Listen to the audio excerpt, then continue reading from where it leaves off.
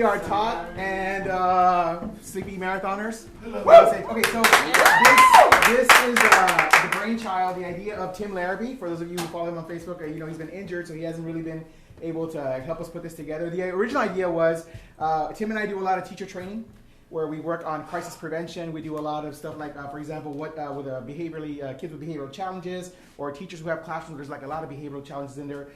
We do a lot of crisis prevention training where teachers come in, they walk out with a binder, and they know exactly what to do next time there's a crisis, right? Wrong.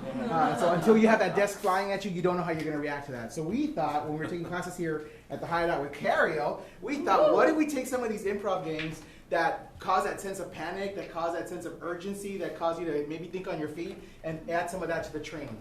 But we'd also like to perform this once in a while. So we thought, well, maybe we can turn it into something. So for today, we're gonna do a little bit of montage for you all. We do need a couple of suggestions from you guys. And at any point, any of the educators here will say something. We'll say school's out, and we'll just pause during school's out. And they'll be able to monologue maybe an experience they had in the classroom, and that may or may not inform the next scene. And then they'll say school's in, and we start right back up again with our montage. So we need two suggestions from you. The first one is, what is a word that describes maybe your school experience? Popular. Popular? What is that? Okay. And what is a challenge maybe that teachers face? Talking in class. Talking in class. Gentrification. Teachers facing gentrification. Talking in class and popular. Okay. When the lights come up.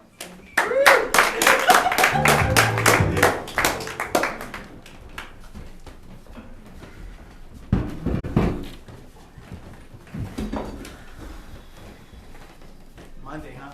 Yeah.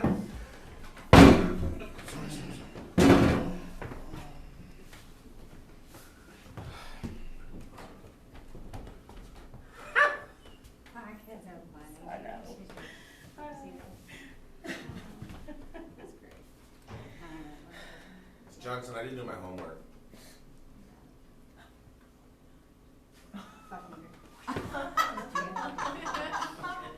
Yes. I didn't do my homework either. Amazing. That's all right. I got whiskey in this cup. My mom drinks that. Say cheese. Oh. You snapped out. All right, kids. We're going to talk about geography. Oh my God. I'm doing geography today. We say we do geography every day in here. Clara, I am the geography teacher. But it's like my fourth time taking this class. Yeah. It's the only way I can stay popular. There are other ways for you to stay popular. Yeah, but my mom said that's not a good way. Okay, there's even more ways than that. School's out. So Heather and I have been doing improv with some kids at an elementary school, especially an academy. We were working with 6th and 7th graders at Fenwick Elementary. And one day we had the situation where there was these two kids, and they had to do alien translator. And one of the kids, Damien, it reminds me of 6th grade me, right? He's like short, schlubby, really good student. All the teachers love him, right? Just really, really good at school. And then there was Kyron. And Kyron's about my height. He's got a cool haircut. He's got a piercing. You know, gets a lot of attention from girls. And they have this alien translator game, right? And so we teach the kids there's 3 levels of participation. They can participate by being in the crowd and asking questions. They can participate by being the alien who just gets to spout gibberish and can just really do whatever he wants. And then there's Damien, who was doing the hard work, the translating, right? So the question from the audience came, what do you like to eat on your planet, right? And Kyron goes on this big old rant where he's leading maybe like an 8-10 second rant where he's like spouting all this gibberish. And Damien's standing there and he says, Chipotle. And it killed. And as we walk out of that class, I kid you not, Kyron puts his arm around Damien. I'm like, in what world would this popular kid, right, be bonding with this other kid who maybe just be, you know, be a target for him to bully or just to ridicule? But they were there, they were bonding, they were playing together, having fun, and we saw the value in doing this with kids. School's in.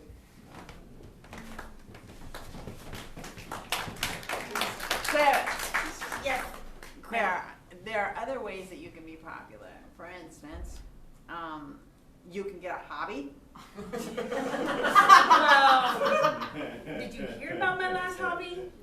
She has a hobby. Yeah. I did not hear about your last hobby. It's still going. Yeah.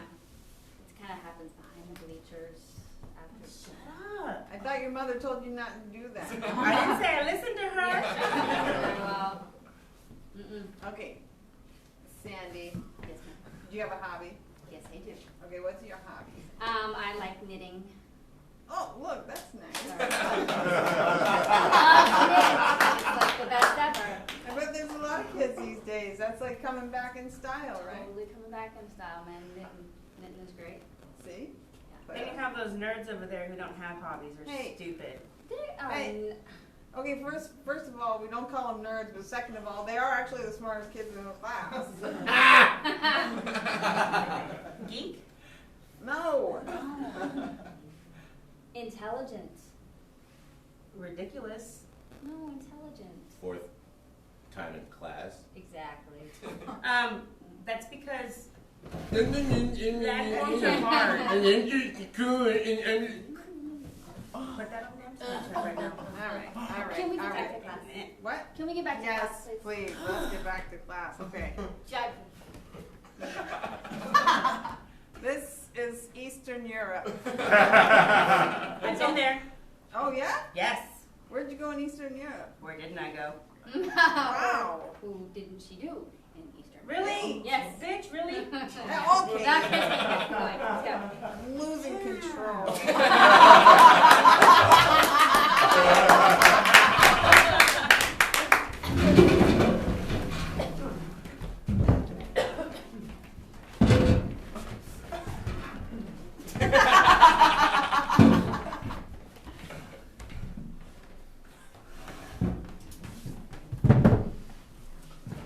Ernie, kale, flour.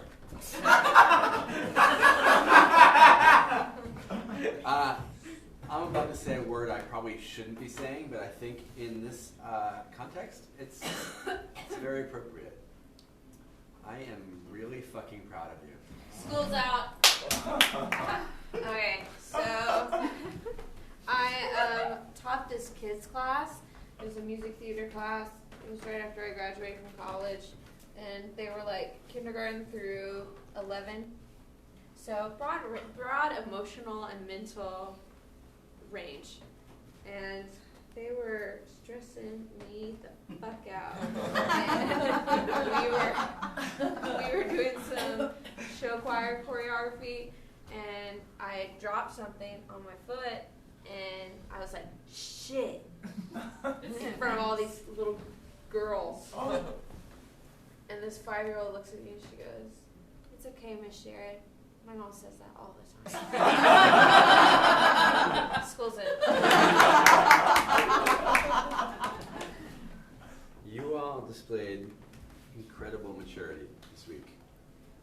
And you really turned it around from earlier this year. Fuck yeah.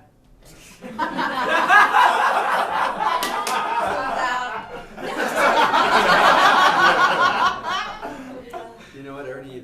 I don't care about language, but you know when and where to use that. Sorry, I thought since you used it once. No, it's fine. It's like it is the fine. Right PG-13 here, when it's rule. just us, it's fine. But Principal Erickson comes around. Yeah, right. Tone it down. It feels like if you change your policies whenever the principal comes around, it shouldn't be something you do when he's not around. It's like stop signs. It's like it's a suggestion unless there's a cop. I don't buy that, Ernie. That's like, they have cameras. Okay, I see where this is I don't going. know if that's what your mom does, Ernie, but Yeah. my mom's safe. Right. I mean, it's for your safety, too. It's not just to not get a ticket. School's out. So one of the recent debates that we were having, Tim and I talking about this was, should we let the kids cuss or not? Because that's kind of how they're growing up. That's what they hear every day. That's just, are we being equitable if we respect them and their culture and letting them cuss in the classroom? And that's a debate worth having, because then the other side of that is they still have to play the game, right? They still have to take their standardized testing. They still have to go into the real world and try to get jobs. And if all they ever learned how to do was, cuss their way through stuff, it makes it really difficult for them to then have a future where they feel that they can just do that whenever they want. So we do want to, that's where we go back and forth. I'll let you guys decide on that. I'm not here to judge or decide on that. But that is something that's out there that we're talking about, is how much, and in this great scheme of trying to be equitable, how much is too much or how much is not enough. School's in. Yeah, some things are good in one context, not so good in the other. Things are gray. Yeah, We Kale. live in a gray world. Yeah, exactly, Kale. That's right. It's a gray world. You gotta respect that. Yeah. Moving forward. Yeah, it's just like an outfit. Some outfits you would wear, like, this outfit's great for school, but you wouldn't wear it to a funeral. Depending on who died. All right.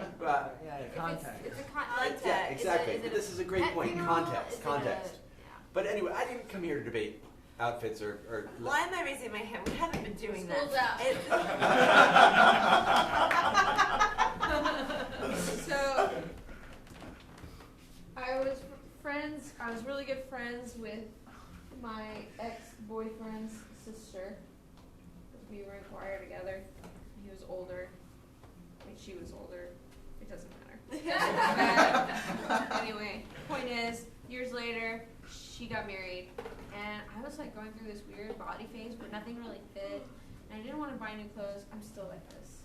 I want to buy new clothes that I don't want to be the size of. So I just had one dress that fit all black.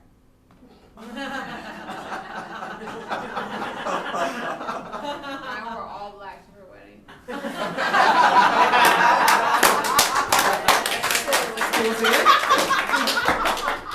Anyway, so You brought up the outfits. you're right. You're right. So we weren't Oh. debating. Yeah, I'm Flower, not. you had I some. had a question. Okay. Aren't there some things that are like always wrong No. though? Murder. No. Really? Self-defense. I'm coming at you with a 45. That's not murder then. Earned vengeance. No, but then you Killed me. That's not called murder. it's murder too. It's not murder one. It's not premeditated. How did we get from we're really good to like qualitative? I have and no idea, quantitative? really. I haven't slept in a while. So. Is this not philosophy class? I'm in the wrong class.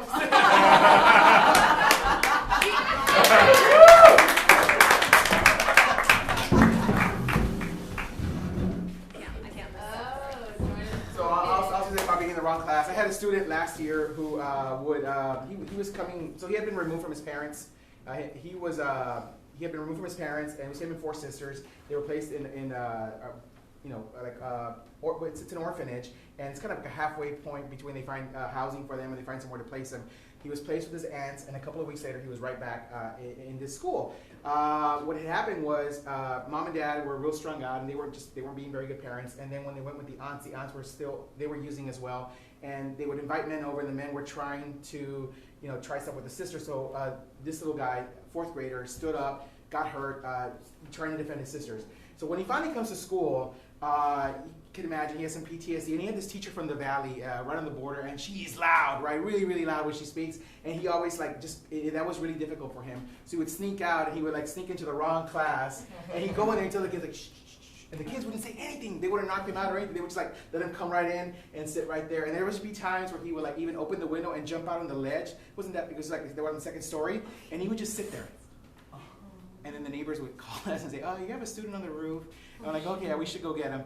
But I was sent to go work with him. And he said he wanted to be a wrestler. And I'm like, "Okay." So we started looking up wrestling schools in Houston and in surrounding areas. And everything on there said you have to have at least a GED to be in wrestling school. So he started trying to do better in school and started trying to do his work.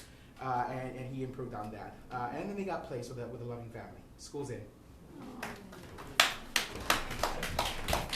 I am the Intimidator. I have my PhD thanks to a loving teacher. You're welcome. I'm gonna kick your ass. You think that I'm here to say thank you? Well, you said you were going to thank a teacher. I am. I am a teacher. My My way of showing affection is by breaking little pieces of your body. Did you get that? Yes, I am. I just need to make sure we have proof. Tell us about your education now, because I don't want to get hurt. Well, the thing is, I used to hang out on ledges. Everybody thought that I was there to joke. I was only contemplating. So therefore, I was told that if I wanted to be a wrestler, I had to do my work. And that's when I discovered Yates. You were like little Tommy, little boy? Yeah. I have to say thank you. You changed the way. I normally don't do affectionate touch, but I'm gonna give it a shot. They just did. Sorry! It's just that you changed so much here. You smell good. I showered today. But Is that? you changed so much of what we've done in this school.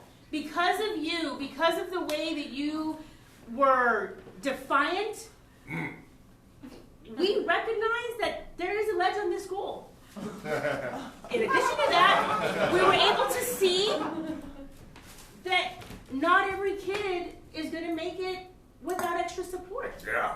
And because of that, we created a program. Yeah. All right. I feel the need to kick someone's ass in the next 20 minutes. School's in. Okay. I thought he was going to say, I feel the need for speed. School's out.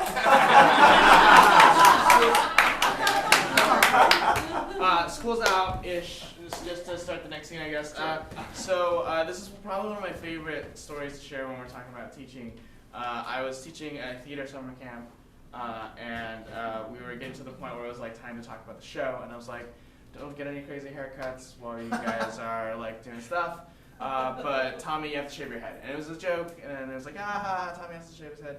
But obviously he didn't. And then this got the kids telling stories about times like they shaved their head, or like they shaved their brother's head, and it was bad. And this one kid raises her hand, and I was like, yes, what's your story? And she goes, one time, this one kid in my class got cancer. I was like, oh no. And then the story goes, and she goes, and so then we raised a bunch of money, and our teacher shaved their head for this whole big fundraiser, and we raised so much money for her like medical bills. And I'm like, oh, that's amazing. And I was like, oh, that's amazing. And then she goes, and then she died. And that was the end of the story. And I was like, welcome, and that was like the end of the like rehearsal day. And I was like, cool kids, have fun. And that's how I had to end my class. So yeah, school's in.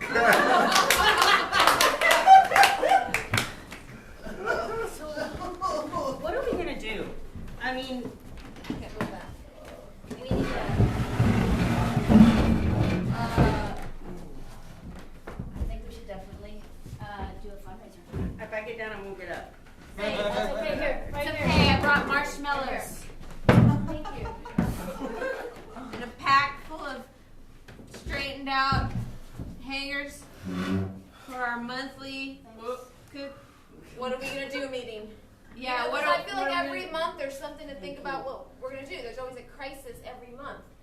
We're trying to get proactive on this, okay? Just magic that fire. We're trying to predict the next. We're trying to predict the next crisis. So what bad thing will happen next month? Let's just lay it all out. What do we think is going to happen? Well, I can tell you what's going to happen right now. No, They didn't give us funding, Yeah. so we can take the kids on the trip next month. no, I know that, but let's think of what's going to happen next month and solve that problem. Yeah, the kids aren't going on a trip next month. Oh, I've got one. No, look, watch. Say it. You said you had one. Yeah. Well, then you cut me off, so I was confused. Oh no, I was using you. I as was an gonna example. say that like the magazines that have all of the candles and the candy bars in it that were supposed to be selling for band, they all burned in a truck. So That's good. That will happen probably. It hasn't happened, but let's just say it happens next month. okay, Let's probably how solve it now. how are we gonna fundraise to get our kids to the Rose Bowl parade? All right, Anyone ideas. back to the original? We could always go Milk bars? Ooh, I got another They follow-up. milk it into that window. No? Okay, I got another one. all right. I'm so freaking frustrated because still, it is 2019 and yellow school buses do not have seatbelts. Yeah. And that is ridiculous. Only in the elementary. Not the secondary, they don't care. They're old don't enough, care. they're big enough, they're resilient enough.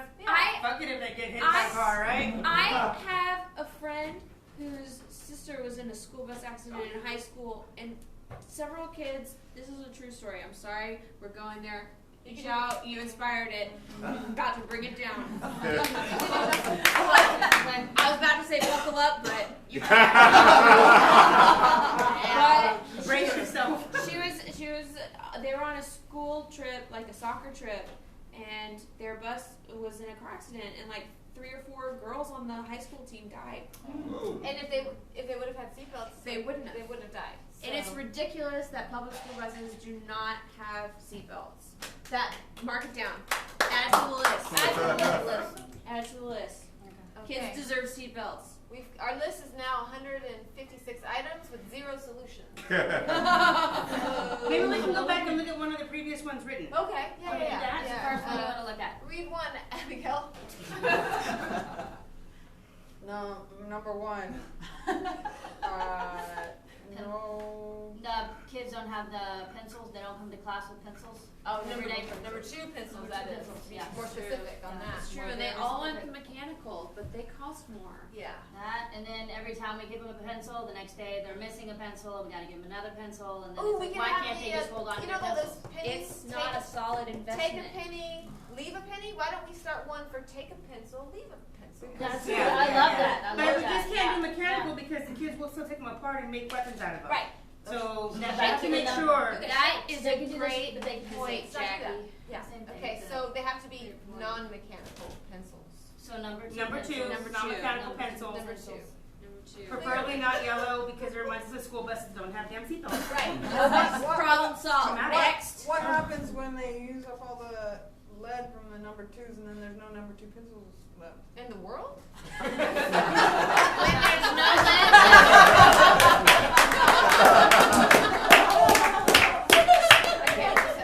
School's out. School's out. So one of these. sorry. Are you gonna go ahead? Yeah. All right, you got something? I was going to say, when I first became a behavior specialist 2 years ago, I had this teacher that I had the pleasure of still working with. She's amazing. She's a kindergarten teacher. But she had these 3 little rambunctious angels in her classroom. And it was fun, right? So she asked me to come in and watch. So I come in and I watch. And she says, please do not interact with them. Just watch them this time. I said, sure. So I sit back and I'm watching, and one little boy is over here, and he's playing with some little Legos and stuff, and he's super excited, but he's still listening to what she's saying, right? And then this other little kid, adorable, he and then the girl have found this ant, and they're like, ooh, they're watching this little ant crawl all over their body. And they're like, oh, look at the ant, it's crawling on me, look. And the teacher is about to lose her shit, right? And she just, she's like, oh, okay, and oh, look, miss, look at this, and she's just like, okay, school is over, class lets out, and she comes over, she's like, did you see that? And I'm like, yeah, I said, I saw it. She's like, okay, so tell me what you saw. And I was like, they love you so much. They really, truly love you. Like, they were trying to get your attention. I said, that little boy was walking off with the ant, he was singing your little closing song. And she's like, he was? And I said, yeah. And she said, okay. And I said, so tell me, what do I need to do? And I was like, well, honestly, she said, give it to me. Give it to me straight. And I said, okay. I said, it's your face. I said, it is your face. And I said, you look like you absolutely hate them. They love you. They are looking at you, and they are just like, they have nothing but so much love for you, and you look like you absolutely hate them. And she put her hands and her, her face in her hands. And then I was like, oh, shit. Well, okay, maybe I'm going to lose my job, but she wanted the truth, right? So I said, you really need to fake it until you can make it, right? So fast forward to the Monday, I go see her, and she's sitting there, and she's smiling, and she's all, and I said, I'm really sorry. She said, no, I appreciate that. And she said, but the other thing I wanted to tell you is that actually I thought about it this weekend, And these little girls were coming up to me during the day, and they were like, "Oh, Miss So-and-so, your hair is so pretty today. And oh, you look so nice today." She said, "I didn't realize they were trying to cheer me up because they could see it on my face. They could pick up on how much she was just dreading these 3 kids in her classroom." And she's an amazing teacher, trust me. School's in. School's in.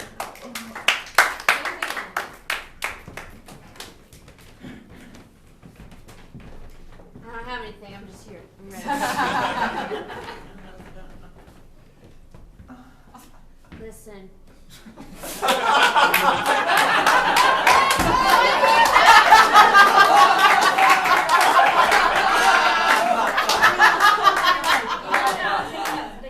All right. No, wait. Listen. Listen. History. Elegance. Grace. Miss Bloomsworth. Miss Bloomsworth. I have to say that since we all started braiding each other's hair during recess, I felt such a better bond between us. It's like eating ants isn't satisfying anymore. Wait. I have to ask you a question. Yeah. Because quite often you say something that sounds one way, but your face is doing it. I'm laughing, but you're saying something serious, or you're sobbing. Yeah. And you're saying It's true. something I'm trying to funny. fake it till I make it. You know, and sometimes I succeed and sometimes I just get overwhelmed. Is this about to be a flower crown? Because I'll love it.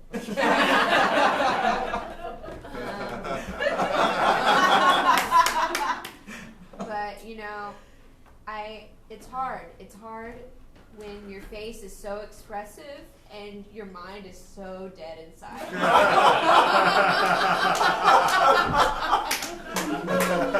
Are you being for real right now? Because it looks like you're joking with us. We just cannot tell. We cannot. Yeah, Yeah. Miss Bloomsbury, Yes, ma'am. How may I help you? I just tell me the real truth. Do you think I'm gonna make it mentally, like be at the right level I need to be to continue into first grade?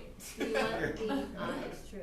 I do. I also have to tell you I stole one of your wooden bridge blocks. That's okay. Because I didn't feel like the other kids were playing with it or appreciating it for the value that it had. I appreciate that you stole it, and I'm glad it's getting some use, and I'm okay with that. I am. I'm okay with that. So you want to know true. if you want to? That's fine. That's okay. You know, at least you saw the value in it, and I appreciate you for that. I also stole some of Mystery and Elegance's toys when I hung out at their houses for the same reason. They weren't playing with them, and I saw an opportunity.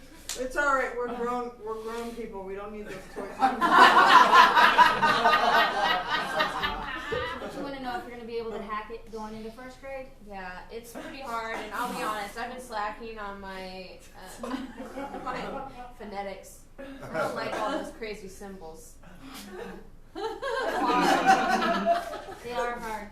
But you know what? I see a lot of potential in you. I really do. I think if you really just kind of focus just a little more instead of Thanks, your Heather. hair. I know. But no, I think you're going to do great. I see you going on. And only 8 more hours to go. Hey, you're a great behavioral specialist. Thanks. School's out. I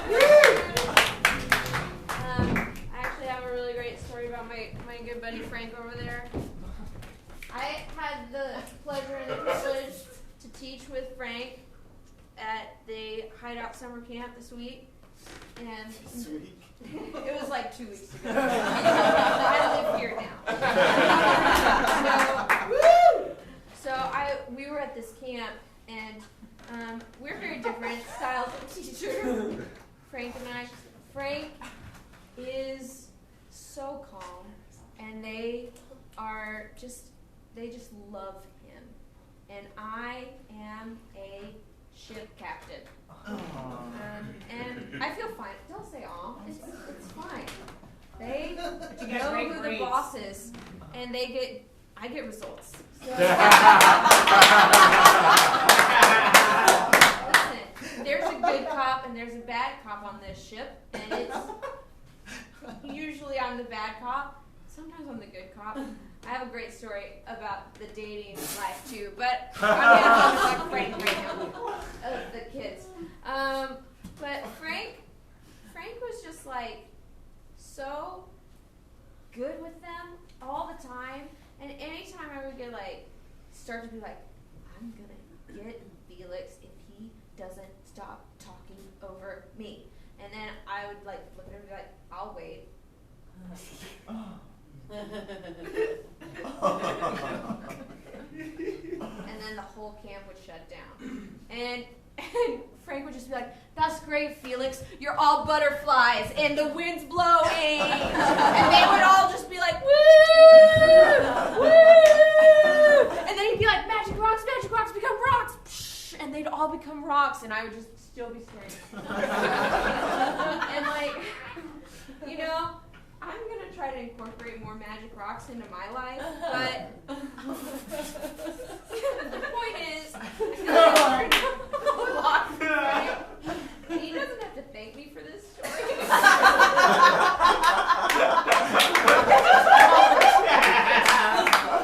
But it's true. He's great. School's not in.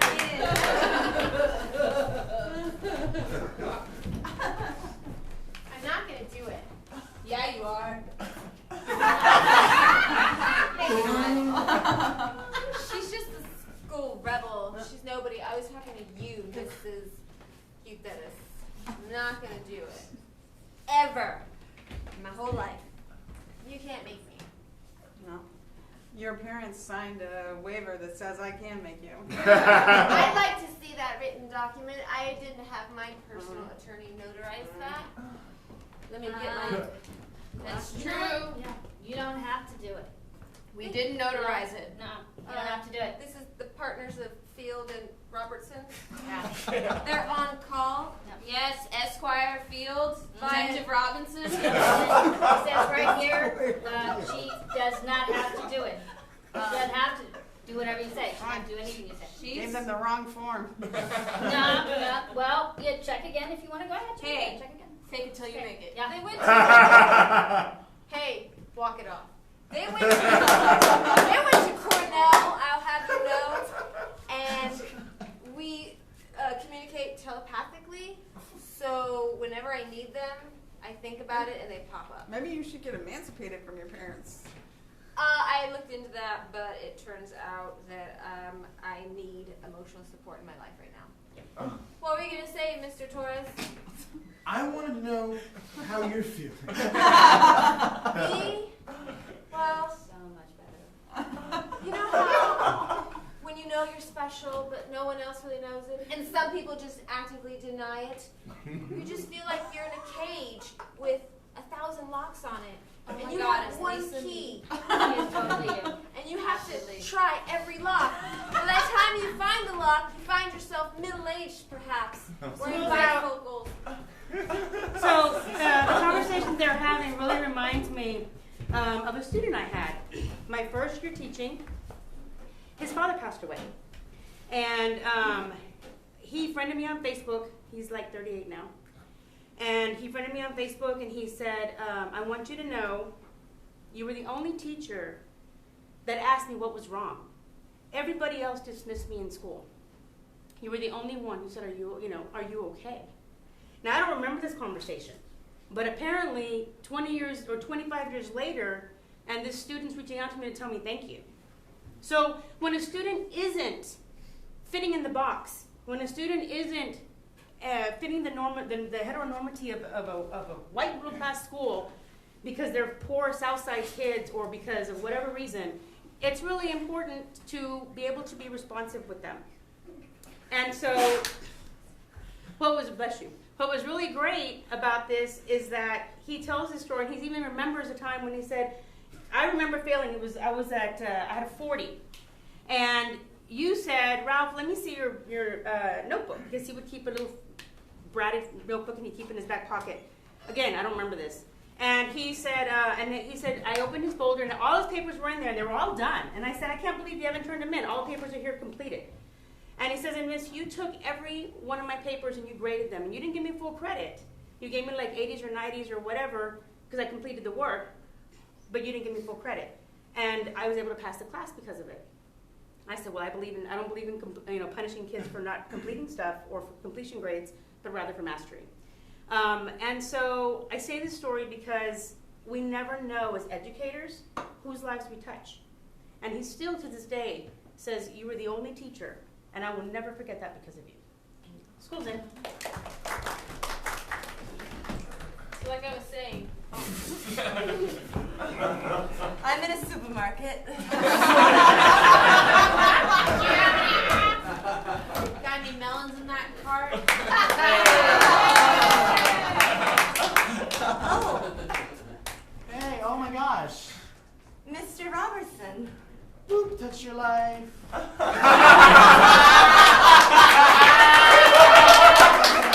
School's in.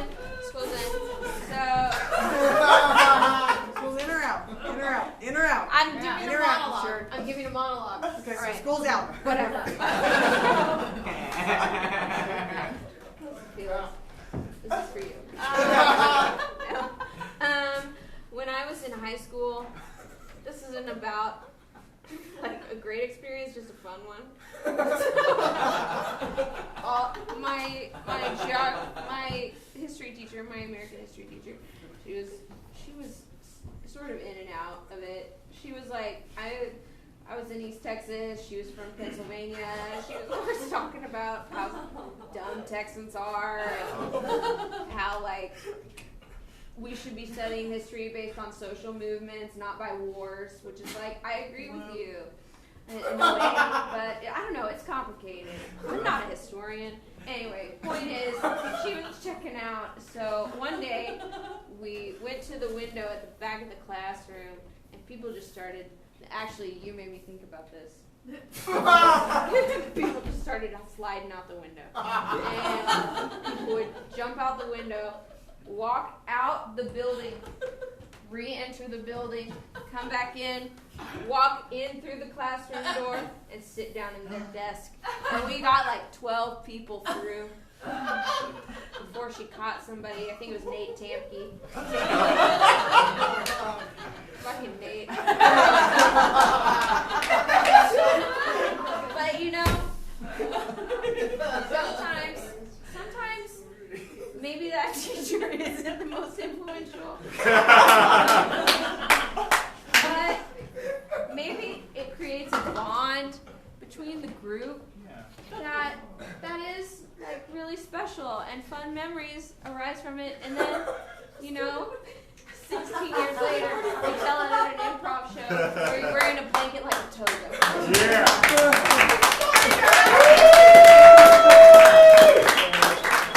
School's in. Hey guys. Yeah? I just had this idea. Yeah. Lay it on us. What if we did a bunch of stupid shit together? Oh yeah. And that was it. That's it. That's That's it. the Let's do a plan. bunch of stupid shit together. Look, I found a sliding glass door. You want me to slide out? Yeah, you slide out first. I'm going next. Go. You got it. Where does it lead to? Just Just like the front of the Green school. room. Go. Green You room. got this. You got this. Come on. This is for our friendship. You didn't give me Go. a push. I'm directing this Go. show. Bye, Jessica. Bye, Jessica. Thank you. Next. Here we go. All right. All right, slide out. Slide out. Slide out. School's out, school's out. So just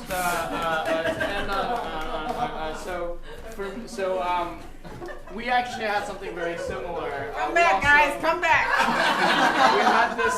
we had this teacher. This was middle school, and she also had like just checked out, and it was just, like she lost control of the classroom, had a really hard time getting it back. And like the kids would just kind of do whatever. They would we did dumb stuff like it wasn't like out a window and all the way back, but we would just like It was first leave class and then come back. And eventually she ended up quitting teaching after that year because she was just done. And I found out later that she went and became a forest ranger and fought like major forest fires. And she's like, yeah, this was a lot less stressful. Yeah.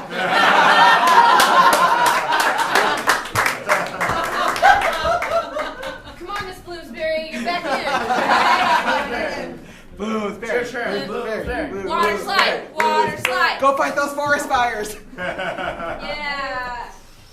Daniel, want to take the water slide out the sliding glass door? I'm excited. I'm excited our school has this built in instead of textbooks. Listen, we can't all go to private school. Why is it